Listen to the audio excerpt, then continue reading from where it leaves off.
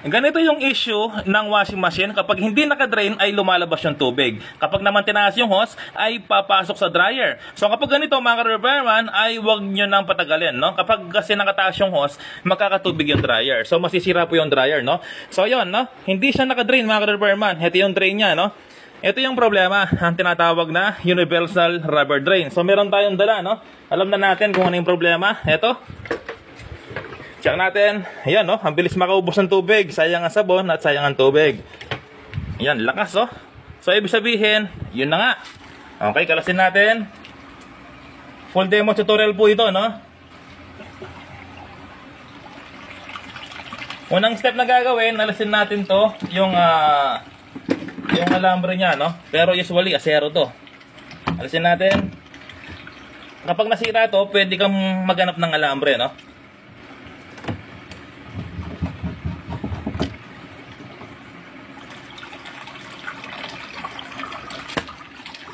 Yon, tapos alisin natin to, yung clip. Yan, tanggal na. At ito yung tinatawag na universal rubber drain. Ito, so tignan natin, no, kung kakasya to. Sobrang liit naman to, no. So baka lumiit na sa ayun, mga ka-repairman, sakto lang, no. So ito, baka lumiit na lang, pero hindi, sobrang liit naman, no.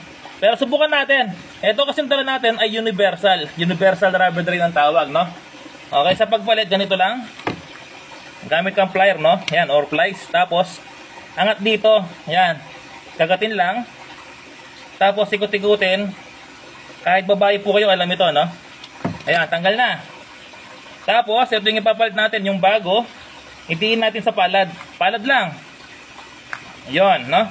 Hilahin natin. Yon, nag-lock na, mga repairman, no? So, ganun lang. Tapos, yung spring, adjust ng konti. Konti lang. Yon. Lagay na natin. Tapos, i-check sa loob kung wala nakabara. Usually, may barya or may lumot, yung barang alimulmul ng basahan. O minsan dyan umiipit, no? Kahit okay yung rubber drain. Pero kung malinis naman, ibig sabihin, kailangan ng palitan. Okay? Ayan, pag-share din yung video, mga repairman, para malaman din ng iba. Ayan, subukan natin, no? So, legit to. Tapos, ibabalik natin to, yung ating clip. So, katin muna natin, no? Para hindi siya mahila. Kapag kasi nilagay nyo basta-basta, may possible na nahihila na, no? Kahit na hindi mo siya nakadrain. So, dito yan. Yan. So, kung naputol to, pwede ka mamit ng alambre, no? Yan, kita po ba? Yan, no? So, sobrang ano naman siya. Adjust ko ng konti. Lalagay ko sa ilalim. Dito. Kailangan nakatansya rin to, no? Hindi basta-basta nilagay lang. So, yon. Okay na to. Kailangan, hindi siya nahatak. Tsaka dapat, sakto lang yung lambot niya, no? Yung lambot lang, sakto lang, no? Yon. So, subukan na natin, no? So, walang tubig muna. Subukan natin na walang yung umapatak. Siyempre, walang tubig. Yan, subukan na natin. Sige. Yep.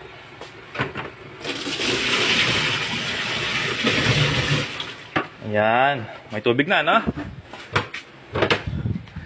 May tubig na. So ngayon, eto, may tulo sa taas. So higpitan lang yan kapag may tulo sa taas. Normal lang yan pag maluwag. Ayan. So wala na lumalabas sa tubig, no? So ngayon, dito naman, ayan, mga ka-repairman, wala na, no? Kahit isang kapatak, wala na. 0-0. Ayan, no? 0-0, parang check valve, no? Wala, kahit isang kapatak. Ayan, so ngayon, subukan na natin, i-drain natin, no? So, pwede naman siyang drain dito, pero pwede naman siyang hilahin dito, no? Para naman kitang-kita nyo na talagang kung may lumalabas ba ng tubig or wala.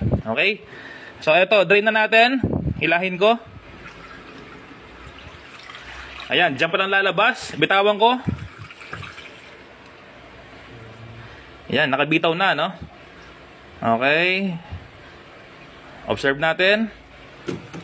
Yung tumutulo na yan ay pondo lang ng hose, no? Yung mga patak-patak na ganyan. Ayan, mga ka-repairman, wala na, no? Wala na. Kahit kapatak, wala na, oh. So, ayan po. Marami nabibili sa online na tinatawag na universal rubber drain. So, paano pagtanggal? Ganun lang, step by step. Ngayon, mga ka-repairman, marami akong video naka-upload na useful sa mga bahay natin. Thank you.